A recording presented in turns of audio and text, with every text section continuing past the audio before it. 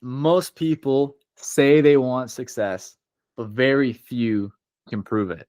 Alex here, he made over 190 grand at the age of 21. So let me ask you, what's your excuse?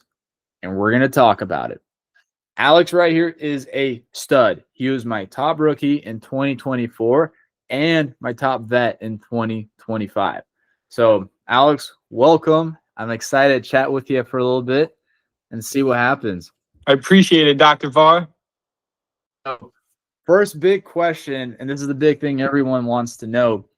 Your first summer, how much did you sell? What was your retention? How much did you walk away with? Great question. So my rookie summer, I sold 278 accounts serviced. I had a retention of 96%, and I walked away with 78K and some change.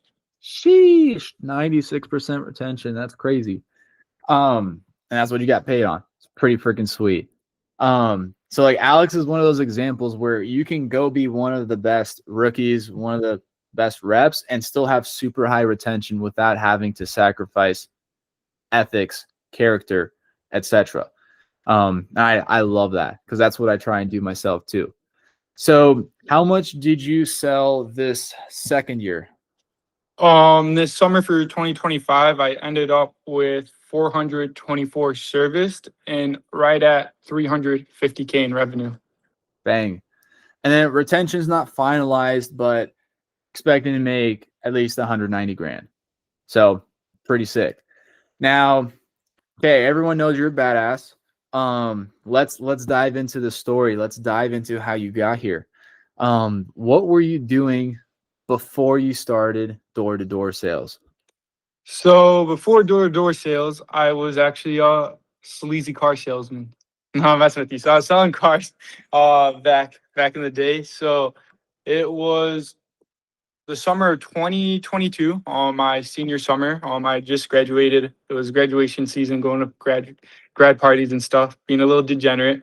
And my brother calls me while I'm at a party. He's like, "Hey, I need an assistant. I need someone to help me sell cars." So I was like, all right, why not? So very next day, I went to the dealership, and instead of becoming an assistant, they just threw me right out onto the floor to sell cars. And I ended up selling cars from 2022 all the way up to 2024 of like Marchish of Okay. 2024. And I wasn't full time. I was just working like 3.5 days a week. I was going to school for an associate's in business. Still have 3 classes left. Don't tell my parents. So I still have yet to finish school.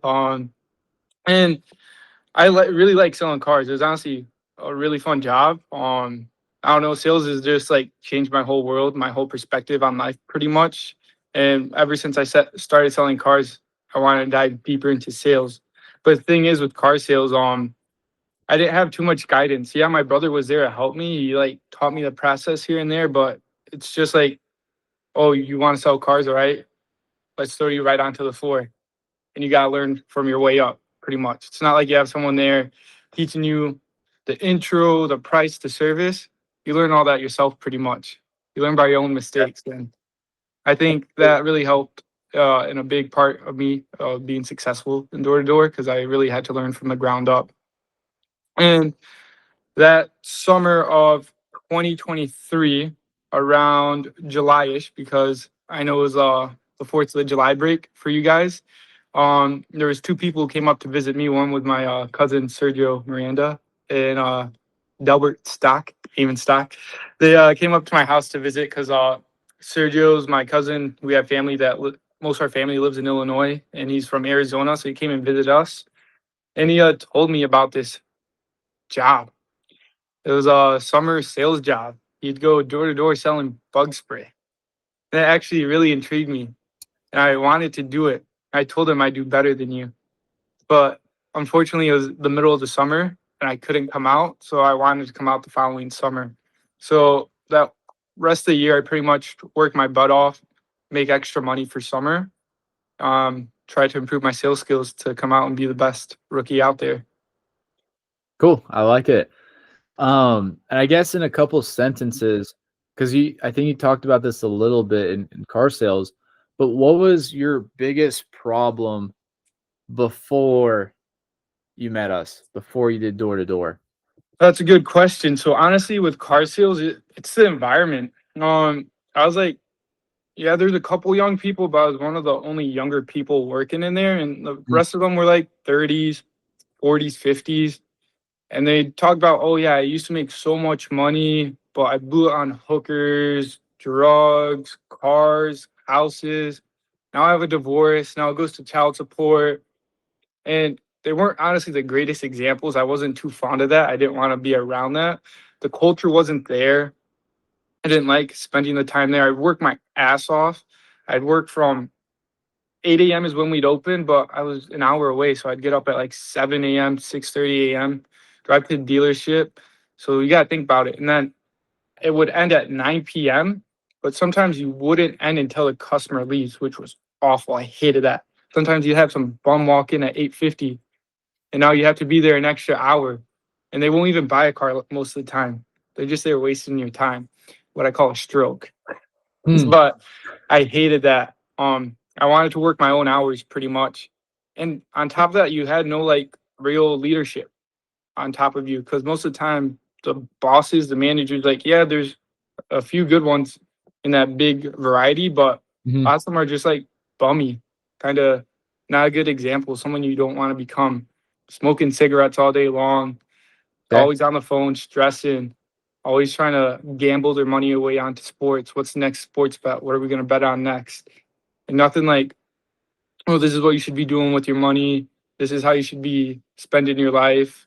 This is what you should be investing in. It was more so like, let's spend our money here, there. Oh, let's buy this car next. Oh, you're going to make this much money. Might as well spend it and it'll make you work harder. I didn't really like that mindset of things. And on top of that, you really didn't have any training in car sales. Like you get training here and there, like once a month, but it wasn't even like serious training. So I really didn't like the whole aspect of what it evolved around.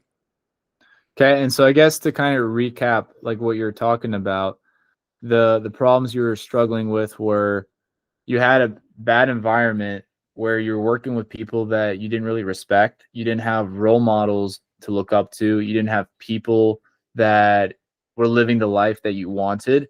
And then you also lacked training, right? Like you weren't really being taught how to actually go sell. You were just thrown on the floor and then you had to figure it out on your own.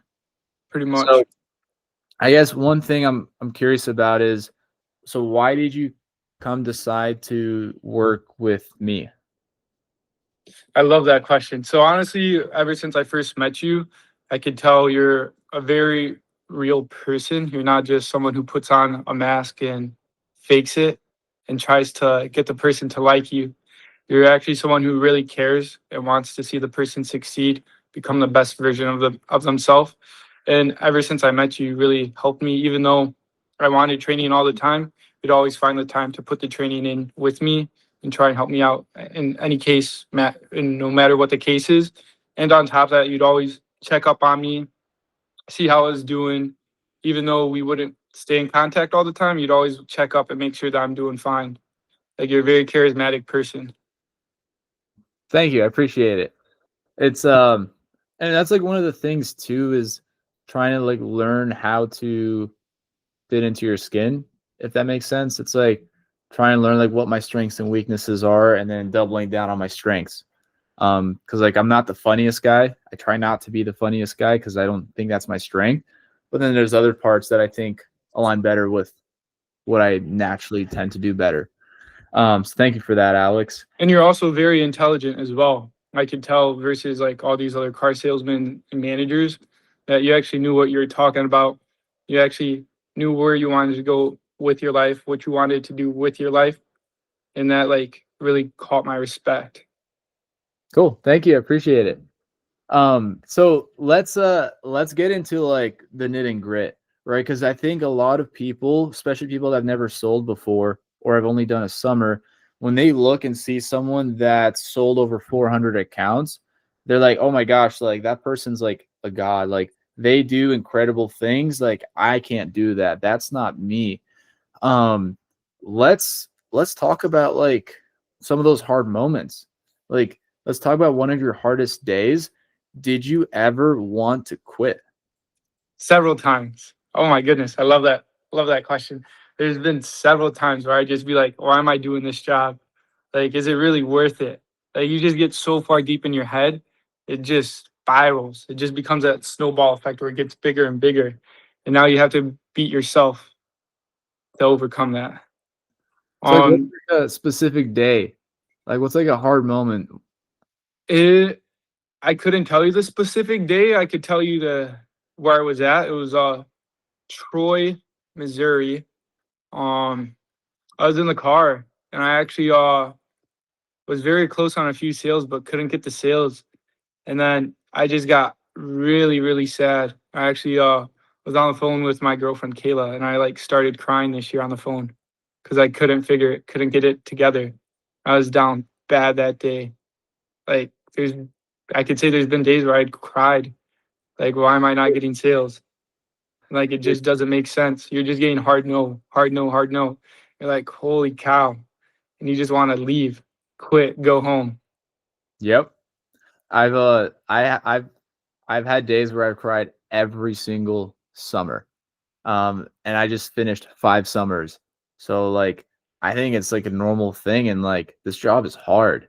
And I It's think a lot of freaking people hard. estimate how hard it is when they just see on the outside all the social media saying, "Oh, dude, like I sold 4 deals. I made $1,600 today." It's like there's so much that goes beneath the surface. There's so much failure. There's so much eating crap that we have to go through that people don't really see, to where now in December and we're talking about how the summer went, it's a lot easier to look at it. But It sounds like sunshines and rainbows right now. yeah, yeah, but it's hard. And that's something I want like everyone to know and like understand before they start doing this. Um, and so It's was not there a easy. moment was there a yeah, no, it's not easy. Was there a moment where I guess like your first summer, like you had your hard moments, but like was there a moment where it kind of I don't know if I want to say clicked, but did you have a moment where you're like, wow, I can actually do this. I can make this happen. Because that's a Um, pivotal moment. Like some rookies never have that moment and then they don't succeed. And then the ones that do succeed, every single one of them has a moment where they're like, I can actually do this. so there's actually two moments in that for my rookie summer. So first moment was actually my first day. It was like a fairy tale story. Um, Oh, your we first day knocking? yeah, Oh my gosh, you I know about remember it. this, dude. It was crazy. So we got out to the doors late. We couldn't get my pest routes figured out because I didn't do something on my end. And I think I got out at like 2:30. Andrew drove me to area, and I was in the car and I asked Andrew, "So how long did it take you to get your first deal?" And I believe he said, "Was it 30 minutes?" Dude, it took me like 3 hours. My first deal was like 3 hours. I like had my Camry parked on the street and then just started knocking because I didn't know what else I was supposed to do. And then I signed up a grandma like 3 hours later. I was like, holy crap. But yeah, go ahead. Go ahead, Alex. Tell So me. I asked him how long it was, and he told me, and I was like, "Oh, I'm gonna beat that. Watch." So he drops me off. First door I knock, doesn't answer. Second door I knock is a no. Third door I knock, no answer. And then the second person I actually talked to, I sold. It was within 15 minutes. I had my first sale. It's crazy, dude. I remember dropping you off because I remember you saying I'm gonna get one in 30 minutes. And like, I'm going into my 4th summer. I'm like, yeah, I've seen a lot of rookies that like talk big and then most of them flop on their face, not realizing how hard it is. And I was like, yeah, dude, like go do it. Let's see what happens. And then I remember like I park and I knock my second door. Like I literally all I did was drive back to my area, start knocking, and I see in my feed Alex Teleski got a sale. And I was like, holy crap, this guy actually did it. And I was like, this is nuts. And then I got scared. And I want everyone to hear this too. I got scared because when people succeed too easily, then they think the whole summer's gonna be easy. right? It's like, oh my gosh, you just closed your second person that you talked to. At this rate, you can go get 2,000 pest control deals this summer, and it's only your first summer selling, right? Like that's like what a lot of people would go into. And I'm like, that's not how it works. Like there's lucky streaks, but then there's also like the slow streaks. Um, and I remember like I was like, this is sick, but also like failing too easily, succeeding too easily, too quick, too soon can actually make people fail like in the summer because they're not prepared to work hard and grind. And that was something that I think we talked about too. Like, how did you sell that first day? I sold 4 actually the first day. Gnarly. It took me. It took me. I think I had my first 4 day like at the end of my first summer. Um, but I remember like I had a talk with you and I was like, dude, 4 is awesome. That's sick. If you can do 4 every day, I'm stoked. But also like deep down, like let's make sure we're ready to go work our asses off, even if we sell 0. Because those days happen. Even with me, like I've had a few 0 days going into my 5th year. Um, Mhm. that's awesome. And then you said there was so that was your first moment where you're like, I can do it. Yeah, it was super easy to me Okay. when I could do it. I just came out with so much confidence. I think that was the secret. I just had so much confidence and so much self belief. I knew the script like the back of my hand.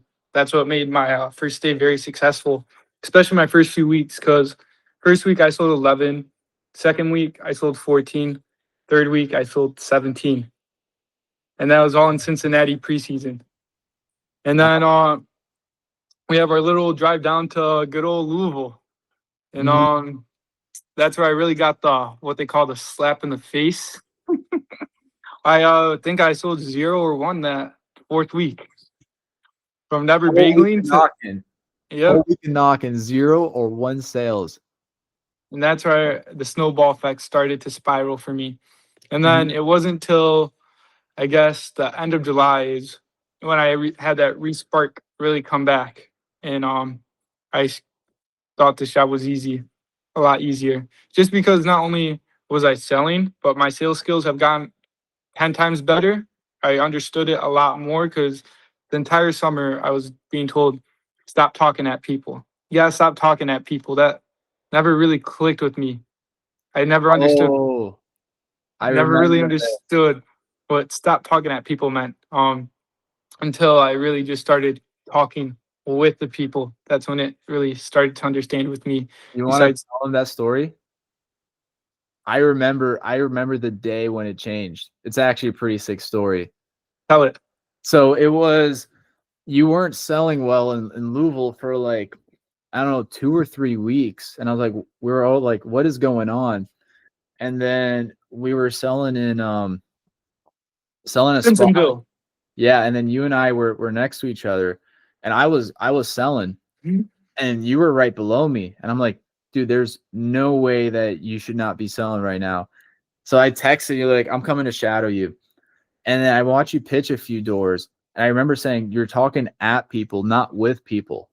Like you're just like saying stuff to them, and you're not even thinking about like what they're thinking. Like honestly, it was like as a human soul talking with another human soul, the human souls were not connecting. There was disconnect in the conversation. There wasn't like actual connection in that interaction between you and the prospect, the homeowner. And I remember saying, talk with them. Let me show you how. The first door I knocked in front of you signed up for pest control. Literally, I remember that. First door that answered. After watching you, I was like, first door, they ended up buying. And I was like, this is how you do it. You're talking with them. You're like understanding their situation, understand their pain points, figure out what do they care about, what do they value, see if we can help them, and then position the service in a way that lines up with what they care about and what they want, and then make it very easy to say yes to. And then remember what happened after that sale? We got another show, the next door neighbor. Had you knock the door after, and then I had you pitch him, and I was in the back and I was listening, and I was like, okay, he's doing better. And long story short, we signed up that house too. So that was pretty cool. And then you started ripping after. Um, so dude, that's pretty sweet. And then okay, let's see here because we can talk for like 2 hours. It'll fly by. Um, again, people listening to there's fun stories and then there's hard stories. Okay, there's a lot of moments when we cry too. So gets intense. Yes, the next question I want to ask is okay. So from your first summer to your second summer, it's going to be two different answers. So let's focus on your rookie summer first. Is what is your biggest accomplishment that you're the most proud of from your first summer? So it actually kind of relays off the answer I just gave you. So my first summer, the way it started, I was driving out to area with Andrew the entire time. I learned how to knock, the hours, what you should do, go to meeting, go to the gas station, grab a quick bite to eat, and then straight to the doors, no breaks, and then finish the doors at like 8:30, 9 p.m. later until you finish the callbacks. And over the middle of summer, I got a little complacent, kind of would go to meeting, go grab lunch somewhere, maybe go back to the apartments, go to the doors, get Tomato, off, tomato, tomato. get off the doors later. And it wasn't until like the end of July where I'm like, holy shit, I spent all this time to only make 30K. I put in all this hard work, all these no's, declines to just make 30K did not sit right with me whatsoever. Mm-hmm. So that night, I text my manager, Mateo, hey, can I skip meeting? Can I go straight to the doors and just knock the entire day? He's like, yeah, I'll let you. Only if you sell four your first day, I'll only let you keep doing that. So that very next day, um, I get out, wake up at like 9 a.m. My routine was get on the doors by 10 a.m. the latest and get off the doors by 9 p.m. or later. And that first day I sold four. And I think from there I never sold less than three a day. I think that was my first 20 week. And then after that I had a 25 week. And then I think it spiraled to a 30 week from there. What did that teach you? Like, what's like the transformation? What's the takeaway from that experience? Just work your ass off. You gotta work your ass off. You You can accomplish anything if you work your ass off. I like it. I like it. What about your second summer? What was your biggest accomplishment from your second summer so far? Um, Me personally, it was really understanding what I call like the pest control game. Like instead of seeing it from inside the box, I see it from a different perspective where I see it from outside the box, where I have a lot more of an understanding of how to sell the customer versus where you have a rookie beginner mindset where it's just pretty much pitch the person. Mhm. Now I really understand, okay, this is a roadmap. This is what the customer says. Now here's a funnel. This is where I take it from here. Versus as a rookie, it's like step by step by step. Now I have my funnels and I know how to use my funnels when a customer says an objection. They say a different objection. Okay, now it's a different funnel. Now we got to take it this way of the roadmap, pretty much. Because pretty much understanding how to sell the person a lot more, seeing it from a different perspective. That's pretty cool. I like that. If only there was some way that like some random stranger could learn that from you, huh? Yeah, if only everyone could. So I like it. Um, okay, now let's get into the hot takes. Okay. Let's this is the stuff that we're gonna piss some people off with, okay? What is the real reason, in your opinion, most guys your age stay broke? There's a few answers to that. Number one, for sure, is bad habits.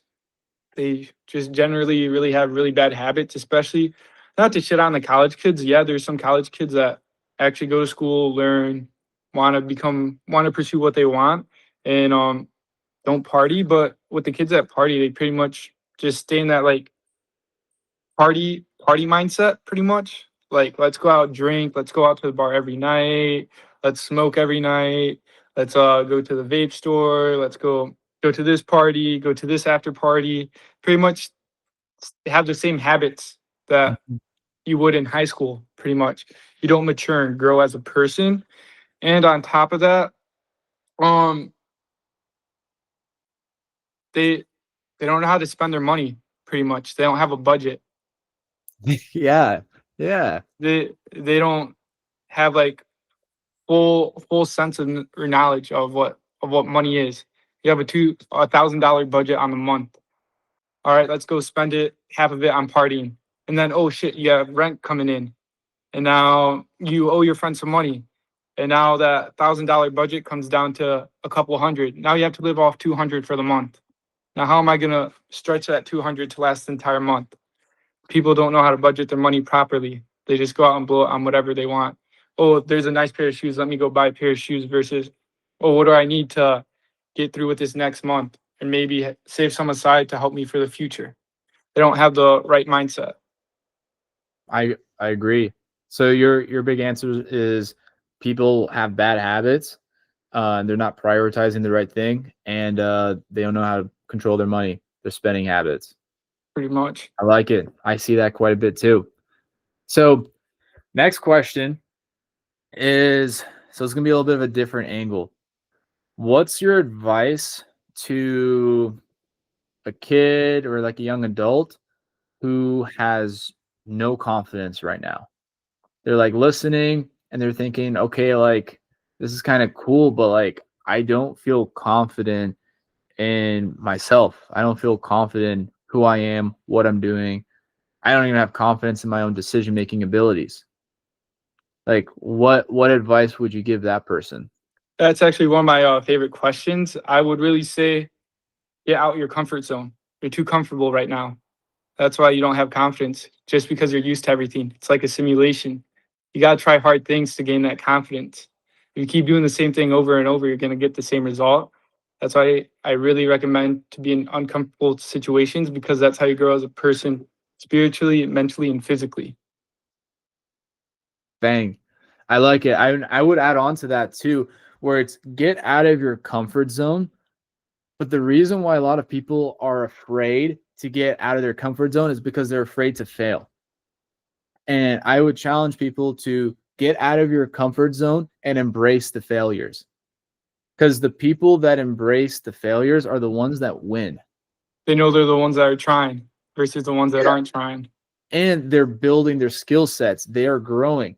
Failure is one of the highest ROI activities in your life, where you go try something new and you fail and you learn from it. And then you just keep stacking those fails over and over and over and over again. Like I'll use me as an example. If when someone says no, technically, like I guess that's a fail. I've probably failed maybe 40,000 times. Probably more. Yeah, maybe more. Just like from getting rejected all the time. But then all of those failures stack up to something to where now I have more skill, I have more capacity, I have more confidence to go live life and build the life I want. So I love that answer. Get out of your comfort zone, embrace the failure, go out and learn. Do stuff that's uncomfortable. I highly Bang. recommend that. I love it. So, okay, last question. If someone listening feels stuck, or if they know they're capable of more, what would you tell them about betting on themselves for one summer of sales? Just do it. Go bet on yourself. You're not going to lose anything. Only thing that you probably lose is not learning leadership, not learning sales skills, not learning self development. It's pretty much it's a lose lose for you if you don't bet on yourself. That's how I see it as. Bang. I like it. Ladies and gents, if this episode hits you, share it with someone who needs it. And if you're hungry, ambitious, and want to level up your life, there's a link in the description. Peace. Peace.